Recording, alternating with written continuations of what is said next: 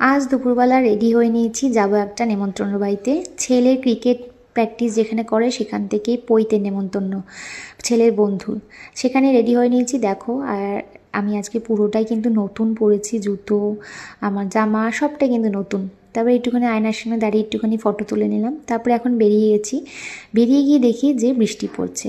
আচমকার বৃষ্টি দেখে একটু রাগই হলো, কারণ দেখো সেজে গুজে না একটুখানি ভেবেছিলাম স্কুটি করে যাব গায়ে হাওয়া লাগাতে লাগাতে, কিন্তু না, দেখি অরূপ বলল টোটো করতে হবে, উবের টোটো করেই যেতে হবে, স্কুটি নিয়ে যাওয়া যাবে না যেহেতু বৃষ্টি পড়ছে। একদম অল্পই পড়ছে যদিও, কিন্তু স্কুটিতে গেলে ভিজে যাব। তারপরে এখানে দাঁড়িয়েছিলাম যে কখন আসবে উবের টোটো। ততক্ষণে ছেলেকে বললাম আমাকে 2-4টে ছবি তুলে দে। ছেলে ছবি তুলতে বলি মুখটা একটুখানি হাঁড়ি করে দেয়, তাই জন্য ওকে একটুখানি আবার বকেও দিলাম। এখন দেখো চলে এসেছি উবের টোটো করে, আর এসে আগে গিফটটা দিয়ে দিলাম, দিয়ে কিন্তু চলে আসলাম মকটেল কাউন্টারে। যদিও না আজকে অনেকটা গরম কম বৃষ্টির জন্য, ওয়েদারটা ভীষণ ভালো, যার জন্য ভালোও লাগছে, কিন্তু তবুও মকটেল তো খেতেই হবে। তাই বাচ্চারা সবাই এখানে দাঁড়িয়েছিল। আমি বললাম আমি কি 1 গ্লাস পেতে পারি? বললো হ্যাঁ হ্যাঁ অবশ্যই পাওয়া যাবে। তো ওদের লাইনটাকে ধাক্কা ধাক্কা দিয়ে আমি বেশ একটা ওদের থেকে নিয়ে নিলাম মকটেল। আর আমি জানো তো আম পান্না খেতে ভীষণ ভালোবাসি। আমি গিয়ে সচরাচর মকটেল কাউন্টারে গিয়ে অন্য কিছু নেই না, একটুখানি আম পান্নাই নিয়ে নিই, যেটা আমার পছন্দ। আর বেশি এক্সপেরিমেন্ট করতে আমার ভালো লাগে না। আর এখানে ছেলে নেয়নি, ওর শরীরটা চেয়ে খুবই খারাপ, তার জন্য কিন্তু প্র্যাকটিসেও যায়নি। তাই আমার থেকে আমি বললাম আমার থেকে একটু টেস্ট কর।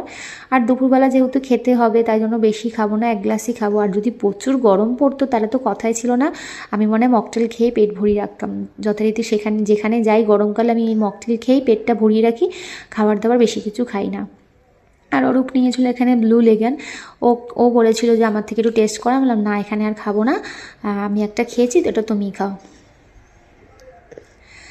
আর এই দেখো ওই যে মাঝখানে যে বসে রয়েছে কুর্তা পরে, কুর্তা পায়জামা পরে, ওরই কিন্তু আজকে পৈতে।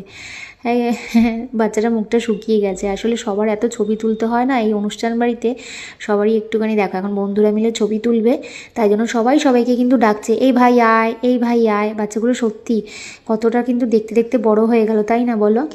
এই যখন প্র্যাকটিসে ভর্তি করেছিলাম সবাই এইটুকু ছিল, সবাই কত ছোট ছোট ছিল। এখন সবাই দেখো যেন মা বাবাদের কাজ ছাড়িয়ে গেছে, মায়েদের তো কাজ ছাড়িয়ে গেছেই বলতে পারো। আর এখানে দেখো স্যারদের সাথেও কিন্তু ছবি তুলছে, এখানে সবাই লাইন দিয়ে দাঁড়িয়ে পড়েছে। আমি একটু ভিডিও করলাম, এতটা ফটো কিন্তু আমার ক্যামেরায় কিন্তু আসছে না, তাহলে অনেক দূরে গিয়ে ছবি তুলতে হতো। দেখতে দেখতে কত বড় হয়ে গেল ওরা, তাই না? আরও বড় হয়ে যাবে, সবাই অনেক বড় হোক, ভালো হোক, মানুষের মতো মানুষ হোক, সকলকে এই আশীর্বাদই করি। তারপরে এখন দুবেলা খাওয়া দাওয়া করবো। এখানে দেখো বাচ্চার বাবারা এখানে ফটো তুলছে, খাওয়া দাওয়া করার আগে একটু ছবিটা তুলতেই হবে। এখানে আমরা মায়েরাও কিন্তু ছবি তুলেছি, আমরাও কিন্তু কম যাই না। বাচ্চাগুলোকে জানো তো নিচে বসিয়েছিলাম যে তোরা বস, নাহলে আমাদের দেখাই যাবে না। তারপরে দুপুরবেলা না খাবার ভিডিওটা কিচ্ছু করা হয়নি। খাওয়া দাওয়া ভীষণ ভালো হয়েছিল, বাঙালিয়ানা ভীষণ সুন্দর খাবার, তো আমার খুবই ভালো লেগেছে রান্নাবান্নার। এখানে দেখো বেরিয়ে দেখি বাচ্চারা খেলাধুলা করছে। এখন বাড়িতে যেতে হবে, তো উবের টোটো আবার বুক করে নিয়েছি, সবাইকে টাটা বাই বাই বলে এখন বাড়ির দিকে কিন্তু রওনা দেবো। তাই আবার তোমাদেরও কিন্তু টাটা বলছি, দেখা হবে অন্য আরেকটা ভিডিওতে। আর ভিডিওটা ভালো লাগলে একটা লাইক, কমেন্ট আর ফলো করতে কিন্তু ভুলো না, যে যেখান থেকে দেখছো কমেন্ট করে জানিও।